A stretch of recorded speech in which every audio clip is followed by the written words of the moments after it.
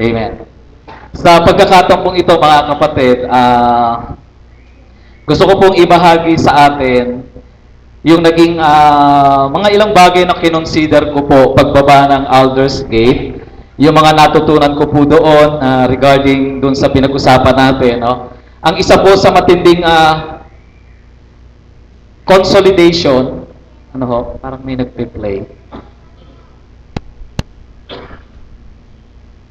Yun. Ang consolidation, mga kapatid, naniniwala tayo, no, na kapag malakas po yung discipleship, na unawaan ng discipleship sa atin pong church, ay malakas po ang consolidation o yung pag-aalaga ng kaluluwa sa ating pong simbahan. No? Gusto ko pong i-share sa atin ngayon yung mga kanina, nadinig din po natin, ano ho, at isa po doon sa natatandaan ko, yung sinasabi doon, pag may tamang pananaw, ay may tamang galaw. Naalala ko rin po ito, naging patotoo ni Pastor Philip nung tumayo sa atin one time, no? Alam niyo po, nung time na nadinig ko po itong mga topic na ito, kasi gusto ko po maging culture ko po ang discipleship. At siyempre, sabi ko, pag nadidinig ko ito, ang unang pumapasok sa isip ko, mga kapatid, yung mga disciples ko. Okay? Hindi lang po yung, maganda to sa church namin, maganda to sa church namin. Hindi po, ang una ko pong naiisip, yung tao, hindi yung building. Hello? So, ibig sabihin po, sa part ng pag-a-apply, of course, syempre, alam nyo, nung time na yon, nag-get ko talaga siya, na-catch ko siya, pero aaminin ko rin po sa inyo, nung tumayo dito si Pastor Philip, last time, nung tinestimony niya po ito, ang ginawa ko po, nilagay ko agad sa text, kapag may tamang pananaw, may tamang galaw. Alam niyo po, i-GNM ko po yun, pinadala ko sa mga disciples ko, mga kapatid. Excited ako at anumang mga matidinig kong bago nung time na may mga nagte-testimony po dito. Blessed na blessed po ako nun, mga kapatid. Itinatype ko po agad yun. Tapos sineset ko, sabi ko, hindi pwedeng ako lang nakakapakinig nito. So ang ibig sabihin, mga kapatid, alam niyo po, yung application na ginagawa ko, ipinapasa ko po agad. Kasi totoo pala yan, ano, salamat na lang at may mga testimony nangyari yung unang pagkikita natin ng 2014. Dun sa testimony, hindi ko na po pinalampas, pinasa ko agad sa text. Okay? So kapag may tamang pananaw, may tamang galaw. Okay? At meron po pong isa doon na binanggit siya, yung ang church daw po ay tinawag to rescue souls. To rescue. Alam niyo, mga kapatid, parang nung time na yun, ako nagkaroon ng personal application. Then sabi ko, wow, teka, ito pala ang calling ko. Mag-rescue, ito pala dapat ako. At siyempre, ang church ko ba? Ganun din kaya? Alam kaya nila yon? So, part po ng naging application ko doon, mga kapatid, parang alam niyo yun, yung ako mismo, ninanamnam ko mismo. Hindi lang, dati ho kasi ganito pag may natinig po akong magandang mensahe o magandang topic, naku, nagkukumarat na po yung kamay ko. Sabi ko, sakto, may i-share ako sa lecture. Parang gano'n Pero ngayon, mga kapatid, napansin ko na, sabi ko, Lord, parang ina-analyze mo na agad, yung church ba namin gano'n? Oo, maganda yung sinasabi, pero gano'n ba kami? Okay? And then, meron pa, raising up disciples to whom the multitude will follow. Alam niyo, ito po yung medyo, sabi nga, matagal kong pinag-iisipan ito. Lord, ano ba ginagawa ko doon sa church? Ano ba yung performance ko? Gaano ba katotoo itong raising up disciples to whom the multitude will follow? Baka mamaya, malinaw na malinaw sa isip ko, no, na i-raise up sila, padaanan sila sa process, at makita kong sila matitindi din, magagaling din. Pero alam niyo yung huli kong na-realize itong sa Baguio. Oo nga, magaling sila. Pero handa ba namang mag-follow sa kanila? No? So, ibig sabihin, parang yung nakita ko po dun sa Baguio, mga kapatid, binanat pa po yung pananaw ko. Binanat pa. Na ang dulo pala nito, hindi lang yung ma-erase up mo silang magagaling, matitindi, kundi makikita ba na may sumusunod sa kanila. Direktahan pang sinabi, di ba, natinig natin doon. Baka kaya wala kang ma-disciple kasi ayaw magpa-disciple sa'yo. Oh, naku, oo nga, no. Sabi ko, ang nakita ko agad, teka, baka mamaya yung mga inaalagaan ko, kaya hirap sila, hindi ko pa kasi sila naaayos. Ang kahuli-hulihan, babalik uli ako sa sarili ko. Baka mamaya, yung magagandang ibinababa sa akin, nananatili lang sa akin dito sa isip. Kaya, mga kapatid, ito po yung mga naging personal na kilos ko po, no, sa church. Naibod ko po sa 3 bagay, at kung paano ko po ito isinagawa sa practical na paraan ay ibabahagi ko rin. Pero itong 3 bagay po, una, yung cast a compelling and personal vision. Okay? Yung mga nadinig ko na ito, hindi pwedeng hindi ko ito maipasa, hindi pwedeng hindi ko ito maibaba. So sa kung paano po yun ay ibabahagi ko. Then una yon, cast a compelling and personal vision. Pangalawa po, provide an effective and doable model. Okay? Yun po yung nakita ko, provide an effective and doable model. And then pangatlo, build maturing and affirming relationship. Okay? Build maturing and affirming relationship. So, doon po sa una mga kapatid, yung cast a compelling and personal vision, alam niyo po, ikinumit ko talaga yung buhay ko that this 2014, una po, mag-i-spend ako ng time sa mga disciples. Sa totoo lang po mga kapatid, ako po sa biyayang ipinagkaloob ng Panginoon, napupunta po sa maraming lugar dito din sa ating bansa. So kamakailan lamang po, nakasama ko po yung mga magigiting na talagang nakita ko po yung paghayo nila, no? Sila Pastor Padang, si Ate Phil, at yung mga team nila. Alam niyo mga kapatid, hindi lang yun. Siyempre, yung pumunta din ho dito sa Tarlac, napakalaking oras din po yung aking binibigay mga kapatid. Ako po gumigising po ng alas 3 ng madaling araw. Then, kailangan alas 4 ng madaling araw, nag-aabang na po ako doon sa May Kawayan Highway. And then, kailangan, pag ganitong oras, nandoon na ako sa Balintawak, sa Quezon City. Then, nakasakay na dapat ako sa bus. Pagdating mo naman sa bus, hindi ka agad pagsakay mo, ganun ka agad, tulog. Hindi. Kasi, aantayin mo muna yung antayin yung konduktor, di ba? Titikitan kang ganyan. At pagkatapos ang konduktor ba naman, pag inabot ticket, hindi agad kukunin yung bayad mo. Kahit gusto mo nang matulog, ito ba, mamaya na, babalik ako. Ganun So sabi ko naman, gusto ko nang matulog. And then, of course, matutulog ako ngayon, wala akong dalang jacket kanina, iniisip ko, ang lamig-lamig, anong gagawin ko? Tinakpan ko na lang ilong ko. Sabi ko, baka eto yung malamigan sa akin, mahirap na. O di eto ngayon. Pag bumabiyahe, gigising. Ang point ko mga kapatid, bago makarating dito talaga, malaking sakripisyo din. Hello? Di ba? Pero alam niyo mga kapatid, sabi nga, I was born for this. I was born, sabi nga, na maging bahagi ng discipleship. Amen? Kasi the more na nagpapagamit ako ng buhay ko mga kapatid, the more na alam niyo, nababanat din ako. So, ngayon po, ang point, this 2014, sabi ko, kahit napunta ako ng punta dito, kahit napunta ako ng punta doon, yung makapag-spend ako ng time sa aking mga disciples, grabe, hindi ko ito pababayaan. I will spend more time. Kaya nga po nitong nakaraan, nakatutuwa po mga kapatid, una po sa pamamagitan ng pagkakape. Sa pagkakape. Tulad po nung naikikwento ko mga kapatid, nag-iinit talaga ako ng tubig na yung sobrang init, yung kala mo nga mga 30 minutes hindi pa lumalamig. Ganon. Meron ba nung ganon? Ang point ko lang mga kapatid, yung talagang magkakaroon ka ng time para ma-share mo yung vision. Kung meron akong nararamdaman na talagang yung nag-aapoy ang puso ko na ito yung mangyayari sa church, ang gagawin ko mga kapatid, nagte-text agad ako kung sino ang pwede. Tara, kape tayo o kaya kain tayo. No, tungkol naman po sa pagkain mga kapatid, yun lang po yung nakikita ko na paraan ng Panginoon para talaga ibaba yung mga personal vision sa kanyang mga alagad. Talagang lagi may pagkain, may isda, no? Talaga po. And so, yung coffee time, alam niyo po, nung minsan, Sabado yun, January 25, so ako po yung medyo pagod, so may pinuntahan ako, nag-ikot-ikot kami, and then, bumili kami ng bisikleta, no, para doon sa aking disciple. And then, nung gabing yon, sabi ko, naku, teka, magpapahinga muna ako. So, but anyway, ready naman ako doon sa ibabahagi pag Sunday. So, ang ginawa ko, yung para lang ma-relax ako saglit kasi pagod ako, hindi man ako dahil matutulog.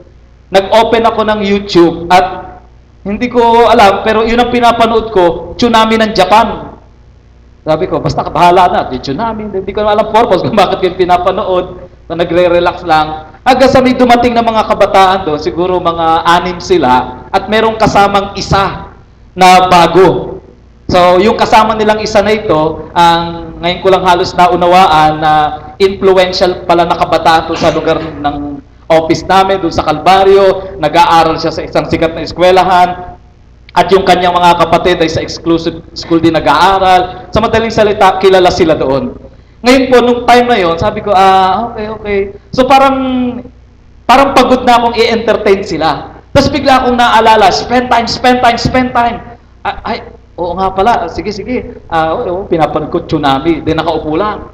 Hanggang sa kinuha ko po yung Bible ko, mga kapatid, and then, abang pinapanood yung tsunami ngayon, kinausap ko yung isa si Sunny, yung bagong kasama. Sabi ko, Sunny, okay lang ba? Bigyan mo ako ng 10 minutes, may share lang ako sa iyo. Patungkol dito sa office na ito.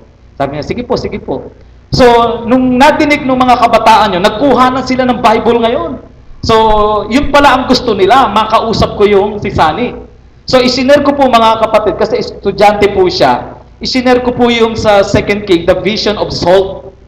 So, bago yun, niyayaya nila sa church. Sabi na, sama ka sa church bukas. Sabi niya, anong oras ba yun? Sabi niya, alas 8, alas 7, susunduin ka na namin. Sabi niya, tulog pa ako no, alas 8, tulog pa ako no. Sabi niya gano'n. Yun natidinig ko. Then after na, i-share ko sa kanya yung vision of salt, grabe talagang, alam niyo yung passion ko to share the vision, na ganyan-ganyan, sa eskwelahan, ganito-ganyan, dito nagmumula yung mga magpapaunlad o magpapabagsak ng bansa. Nung na-share ko siya, after that mga kapatid, nag-pray kami, yung tinanggap niya yung vision, and then after that, ayun, at least naintindihan mo na ngayon bakit kami nandito, sa baryo ninyo, ganito-ganyan. Tapos din nung parang tumahimik na, biglang nagsalita. Sabi niya dun sa pinsan niya, "Uy, Brian, sunduin mo ako bukas ha." Sunduin mo ako bukas. Alam niyo mga kapatid, hindi itong last Sunday, ano ba ngayon? First Sunday ng February. Last Sunday po, January 26, umattend po siya. Mas maaga pa doon sa mga susundo sa kanya. Mas nauna pa doon sa office. Ito pa nangyari mga kapatid. Nung last Sunday, umattend po siya. Kasama po yung kanyang kapatid. Bakit spend time? Okay? So yung mga vision na nadidinig natin noon, alam niyo po mga kapatid, pag nakadinig ako ng vision, ang kaharap ko na lagi, computer, yung notebook, kinoconstruct ko na ito para magandang preaching to, parang ganun eh. Pero ngayon mga kapatid, ang una ko pong hinahanap tao, especially yung mga disciples. Pwede bang sabihin mo sa katabi mo, makipagkape ka na rin, di ba? Ano nyo ba? So, yun po mga kapatid, spend time. Yun po, yung pinakamatindi doon. Cast and a compelling and personal vision. Then, pangalawa mga kapatid, yung provide an effective and doable model. Provide an effective and doable model. Ang naging application ko mga kapatid, lahat ng mga ibinaba doon sa Aldersgate at maging doon sa January 6 to 9, yung ibinaba po ni Pastor Mark na devotion na may malinaw na pattern. Bagamat may malinaw po akong pattern na dala-dala yung lap, di ba? May malinaw akong pattern. At ginagamit na po sa church yun mga kapatid. Hanggang sa nakita ko, nung naunawaan ko itong ibinababa ni Pastor Mark, sabi ko, wow, yayakapin ko ito. Kasi may nakalagay doon, di ba, yung pinag-usapan natin nung nakaraan, yung yesterday, di ba, yung mga ganyan-ganyan. And then, sabi ko, wow, yayakapin ko to dahil nakita ko effective ito. Nagkakaroon ka ng reflection, and then pagkatapos nito, doable naman ito. So, ang ginawa ko po, binago ko po yung pattern ko ngayon. Binago ko po siya kung ano yung itinuro ni Pastor Mark doon. Ako po mismo unang gumawa. At nung nakita ko po siya, natutuwa ako, nabe-bless ako eh. Kasi sa una pa lang, di siyempre ilalagay mo sa itaas yung date. Pagkatapos mong ilagay yung date, isusulat mo, yesterday. Bago ako mag-devotion, nagre-reflect ako, ano nga ba magandang nangyari kahapon? Hanggang oo nga pala. So, isusulat ko ngayon doon. At bakit ko isinulat? Bakit ako masaya? Ano-ano yung mga nakita ko, mga natutunan ko kahapon? So, doon pa lang sa pagbabalik mo sa ala-alang magaganda ngayon, alam niyo, parang nabubuhay na ako. And then, pagkatapos doon, saka ko isusulat ngayon yung scripture reading, and then babasahin ko ngayon, and then, alam niyo, nakaset na yung heart ko para gawin yon. And then, nung ginagawa ko na po ito, mga kapatid, alam niyo po, sabi ko, wow, excited ako ngayon itong i-share. So, ibinahagi ko po ito doon sa aking pong mga disciples, ipinapakita ko po, meron tayong bagong pattern. Kaya po yung mga pagtungtong ng SOL, binabago po namin yung pattern at ginagamit po namin yung tinuro ni Pastor Mark.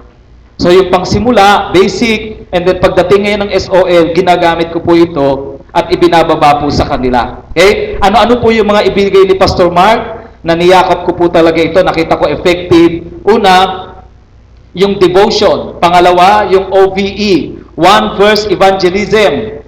Yun po yung kinikwento ni Pastor Jason Kinit one time, yung last time, di ba? Yung ginamit niya, ay meron kasi kaming ganitong project at meron lang sana ako simpleng tanong hanggang sa mapatanggap mo sa Panginoon. Alam niyo mga kapatid, tumawag po ako ng isang meeting, pero hindi meeting ang tawag ko.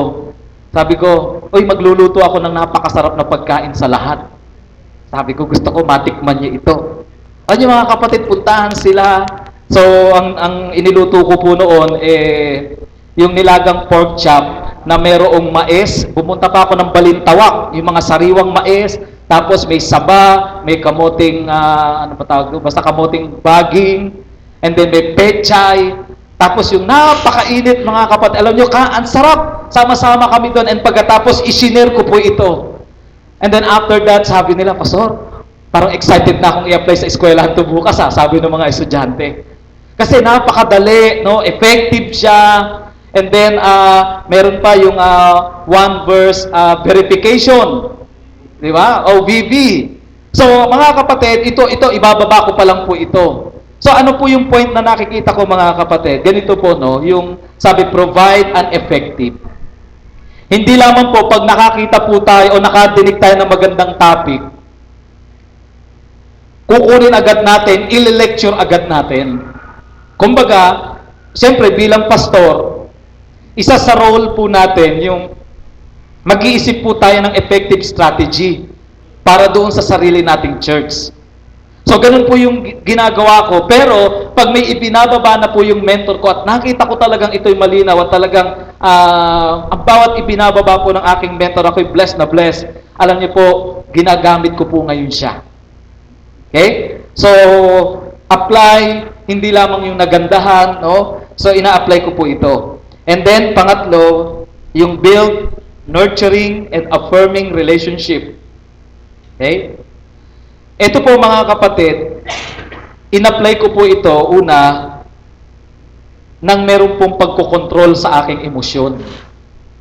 So dito ko po napansin, because this is discipleship, tulad nung napag-aralan namin dito sa mga kabataan kanina, batay dun sa mga sinabi nila, nakabuo po kami ng, ilan ba yon? 4, no? Discipleship is relationship. Number 2, discipleship is honoring your leaders. And then number 3, discipleship is a process. And number 4, discipleship is, ano po yung panghuli? Okay, yung putting human being into order. Alam niyo mga kapatid, dahil ganito ang discipleship, it's more on relationship mga kapatid. Minsan po, nung Sunday lamang po, nung last Sunday, pinakinggan po namin ito. So tinawag ko po yung primary, yung mga kabataan, disciples, lahat po sila, no? And then yung mga key leaders. So nagpaluto po uli ako ng maraming pagkain. And then, so nagpuntahan naman po sila. Ngayon po, yung 4 na disciples ko po, wala pa. Nung una, nakita ko nandun na sila, kabataan nandun na. Sabi ko, anak, akyat na kayo. Hindi, pastor, samahan ko lang po siya hanggang sa maluto yung kanin. Hindi, sabi ko, umakyat ka na, dali. Importante ito, tara. Tara, di umakyat. Pagdating po dun sa taas, medyo may inaayos lang po ako dito, ganyan. So, naging busy ako. Paglingat ko, wala na. Nawala yung dalawa. Mga kabataan po yun, yung isa na isama ko na po dito nawala. Kasi yung mga yun, may mga ka-text lagi Yung mga babae, yung mga ganyan, alam niyo, yung mga kabataan. Sabi ko, nagpunta itong mga ito, nung magsisimula na, sila, yung apat na yun, nasa isip ko, sabi ko, ba't wala pa iba, yung dalawa, nawala pa. Alam niyo, ang tinext ko ngayon, ganito po. Nung una, ang haba nung text ko. Sabi ko, 10 minutes. Aantayin ko kayo pag hindi kayo dumating, pasensyahan tayo. Ganun po yung nakasulat talaga doon sa akin. Kaya lang napansin ko, naku, malito. Pero yung damdamin ko, sabi ko parang nagngingit-ngit. Sabi ko parang ano ba yan? Pero, hindi na po Lord. Sabi ko, sige, binura ko po lahat. Talagang inisa ko na lang pong gano'n para erase agad. Kasi pag isa-isang gano'n, mabagal. Sabi ko, baka masend ko pa Di isang pindutan na matagal, erase. Hanggang sa isinend ko ngayon, not where you, aantayin kita, 10 minutes, andito ka na, importante ito. Gano'n ang tinext ko. Pagkatapos po noon, sinend ko na po sa kanila, maya-maya, nandyan na. Alam niyo mga kapatid, may kasama pang, ilan ba yung kasama? May kasamang 5 na kabataan. Sabi ko, naku, kung ako pala nag-text ng gano'n, baka kung saan na lang sila magpunta, baka magpunta sa Iglesia ni Cristo, o kung paano. Kasi yung text ko na, hindi ko maalam kung ano na, bakit umalis. Alam niyo, pasalamat ko rin, kasi sa totoo lang, hindi po madali para sa kanila. Maybe sa atin, medyo madali yung natututunan natin. Nagagandahan tayo. Tama. Pero pag ipapagawa na to sa kanila, na hindi naman talaga ito ang mundong ginagalawan nila, mahirap. Ngayon, sabi ko, Lord, teka, yung relationship, dito mo, Panginoon, ako tuturuan. Hindi porket leader ako, dapat ganun na ako magsalita. Ganun na. O hindi porket ako na yung mentor nila, dapat ganun na mismo. Katindi o kung paano man. And then, yun nga po, nakita ko dito, I need to build a firming relationship. Okay? So, dito po, mga kapatid, ang ginagawa ko po, nagsisimula po ako mag-text sa kanila. Ngayon po, natututo din ako mag-GM. Minsan sasabihin ako, kamusta na ang mga very anointed servants ng Lord.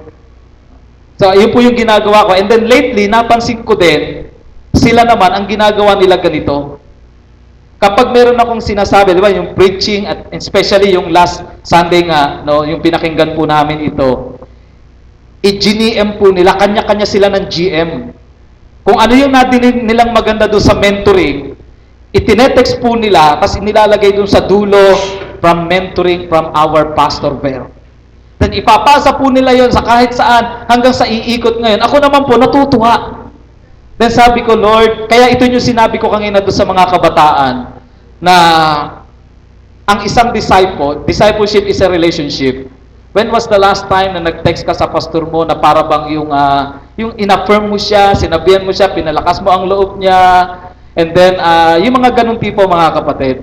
So, yun po yung pinapukusan ko ngayon, build, nurturing, and affirming relationship. Yung bang lagi akong nandyan sa kanila. Kaya po, kahapon, natutuwa ako kasi nag-work yung aking pong, personal lang naman itong strategy. Lumapit sa akin yung isa kong inaalagaan sa open cell. Sabi niya sa akin, Pastor, mayroon po akong aaminin sa inyo Ano ba yun? Kasi po, dalawa po sila Anong dalawa po sila? Dalawa ba aso mo? Dalawa pusa? Minsan ginodyo ko po sa hindi. Dalawa po kasi girlfriend ko Sabi ko, ano ba yan? Sabi ko, ikaw So, hindi muna po ako agad nagsalita, na bawal yan, hindi muna po ako nagsalita. Pero sabi ko, kailangan ayusin mo yan, hindi gusto ng Lord. Ganun lang. Then, kinabukasan, nung kakain na kami ng tanghalian, nakatayo siya ngayon, dumating nakatayo siya. May kasama po kaming pipit bingi doon sa office. Yun po yung tuwing Martes hanggang Miyerkules, nasa amin po yun. So, nagwo-work po siya sa office. So, nung dumating siya, kasi nagsesenyas ako doon sa pipi, tumingin ako sa kanya ngayon. Sabi ko sa kanya,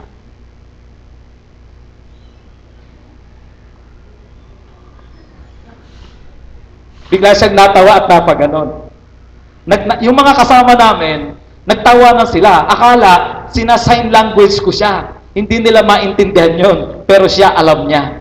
Alam niyo mga kapatid, sa pamamagitan ng mga ganong bagay, parang lagi akong tuwang-tuwa na makasama ko sila. Nung minsan nga po, no, yung mga disciple ko na may bisikleta na ako, kasi may bisikleta din po ako.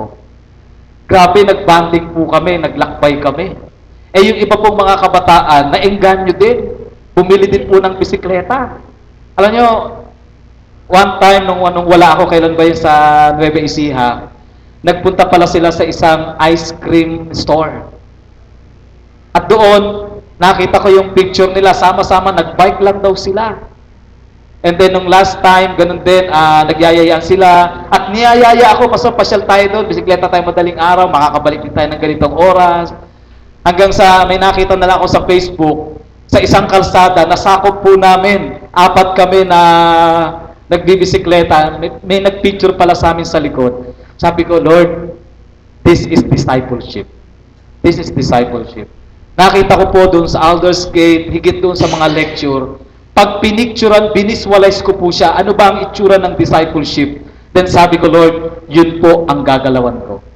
So mga kapatid, ako po yung tumayo dito upang, hindi naman po mag-lecture, upang maibahagi lang din po sa inyo na katulad po ninyo, ako'y manggagawa din ng Panginoon, At pare-pares lamang po tayo. Wala pong mataas, wala pong posisyon.